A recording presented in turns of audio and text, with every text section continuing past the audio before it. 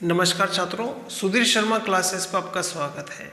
आज हम इस वीडियो में क्लास 9th एनसीईआरटी की एक्सरसाइज 7 का इंट्रोडक्शन वीडियो देखेंगे। एक्सरसाइज 7 का नाम है त्रिभुज।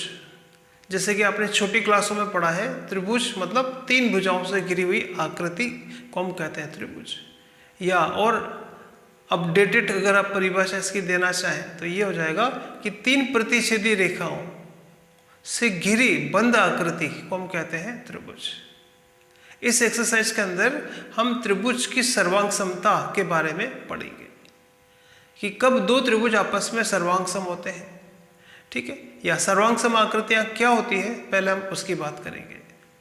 ठीक है, ऐसी आकृतियां जो आकार और माप में समान हो, ऐसी आकृतियां जो आकार में और माप में समान हो, ऐसे आकृतियों को हम कहते हैं सर्वांग सम आकृतियां।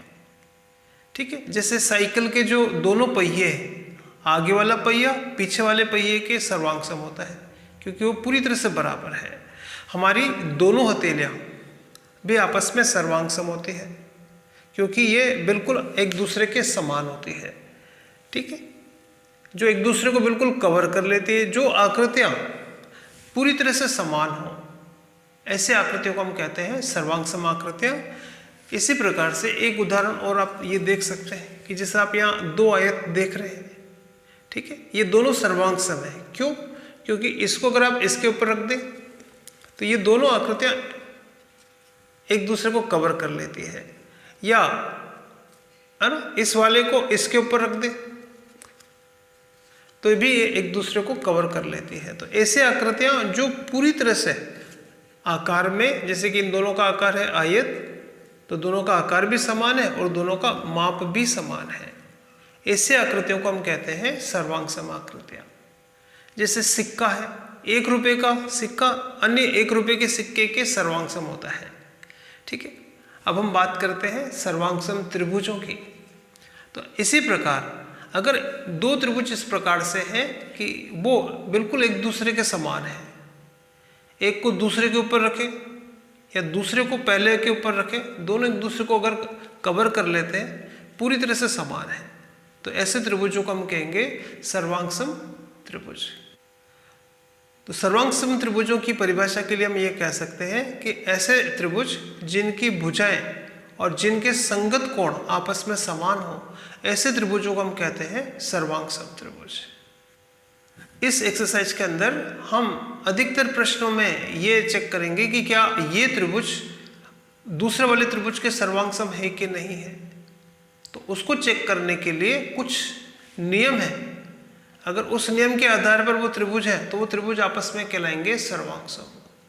कब 2 त्रिभुज आपस में सर्वांग सम हो सकते हैं, उनकी क्या नियम है, तो वो नियम इस प्रकार से है।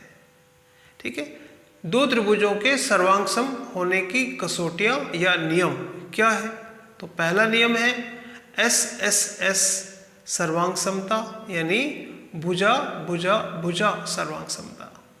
दूसरा नियम है SAS सर्वांग समता, यानी भुजा कोण भुजा सर्वांग समता।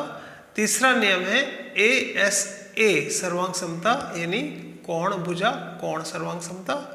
तीसरा नियम है, चौथा नियम है AAS यानी कोण कोण भुजा सर्वांग समता। और 5वां नियम है RHS यानी समकोण कर्ण भुजा सर्वांग समता। तो इसमें पहला नियम है SSS सर्वांग समता नियम, यानी जब एक त्रिभुज की तीनों भुजाएं अगर दूसरे त्रिभुज की तीनों संगत भुजाओं के बराबर हो, तो ऐसी स्थिति में हम दोनों त्रिभुजों को आपस में कहेंगे सर्वांग सम। जैसे कि अपन ने यहाँ पे उदाहरण देखा था कि अगर जैसे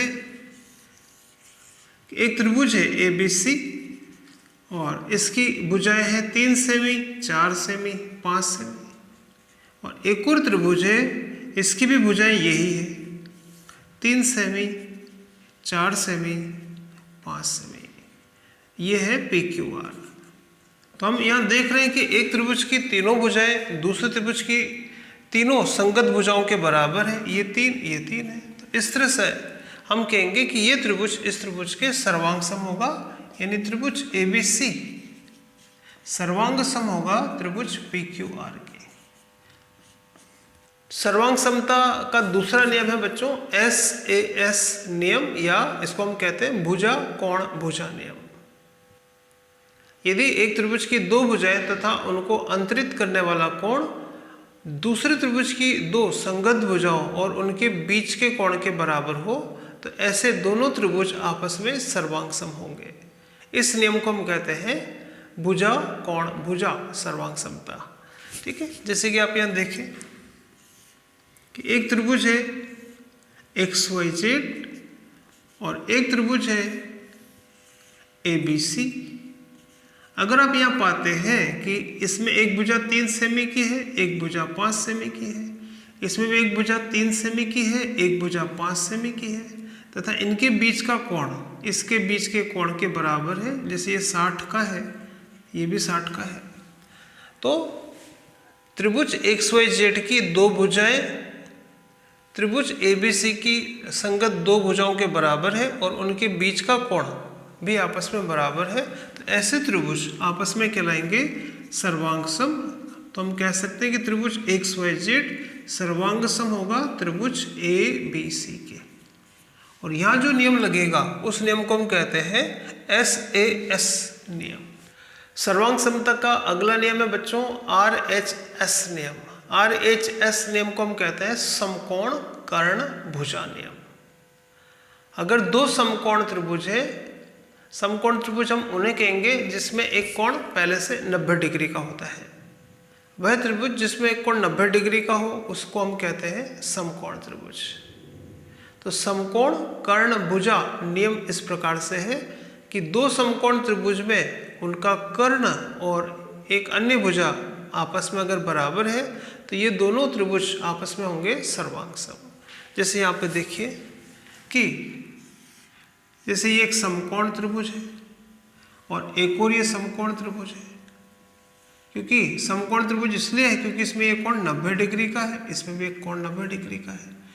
तो इसका कर्ण अगर इसके कर्ण के बराबर है और इसकी अन्य कोई सी भी भुजा, जैसे ये भुजा इस भुजा के बराबर है, तो हम कहेंगे कि ये जो त्रिभुज है ये इस त्रिभुज के होगा सर्वांग सम।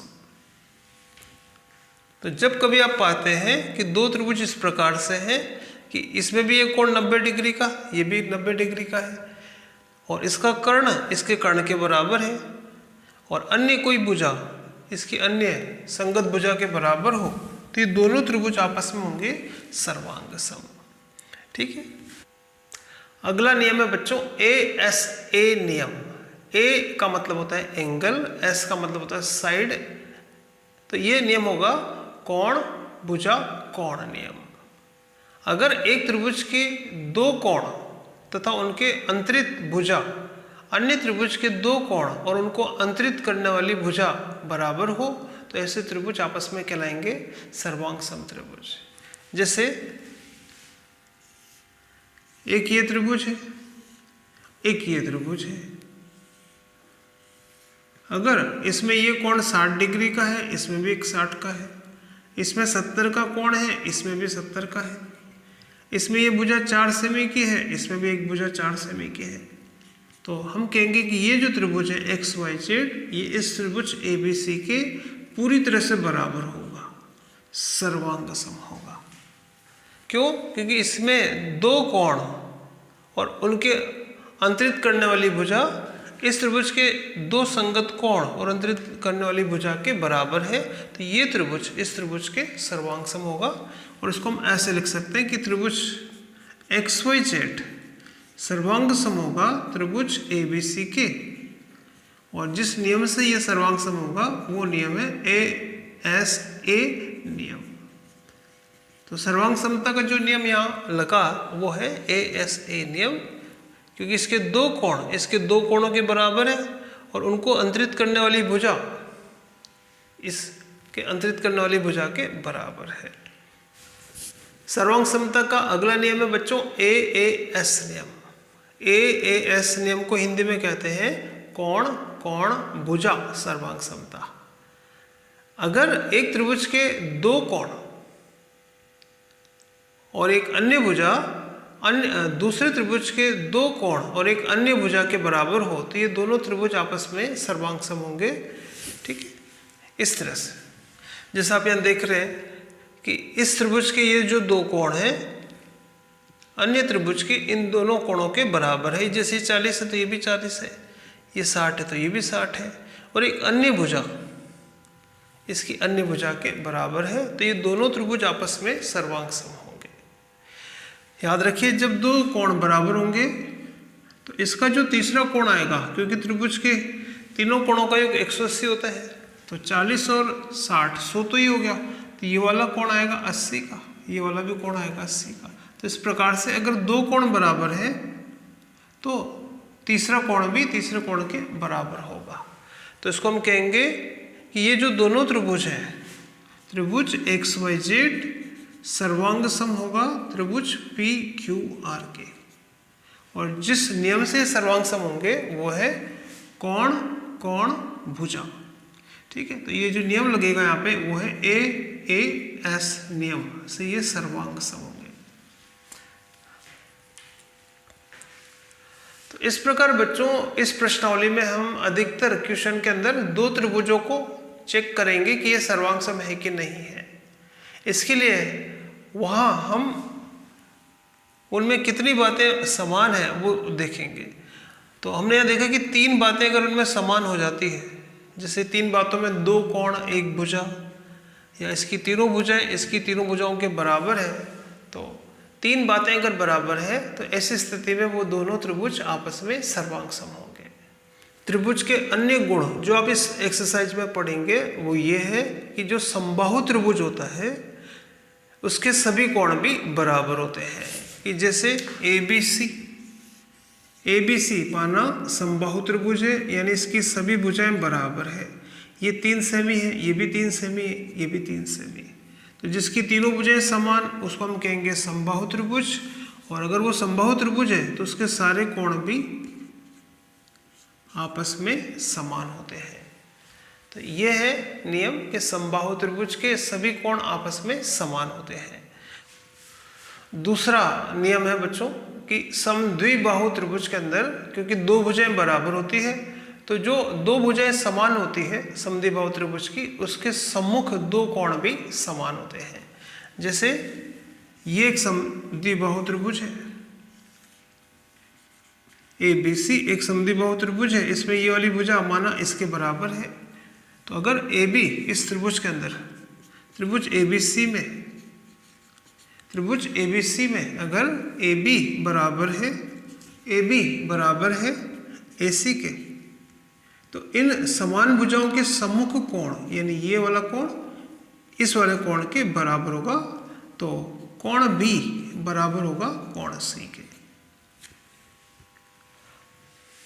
तो समद्विबाहु त्रिभुज में 2 भुजाएं समान होती हैं, तो उनके सम्मुख जो 2 कोण होंगे वो समान होते हैं।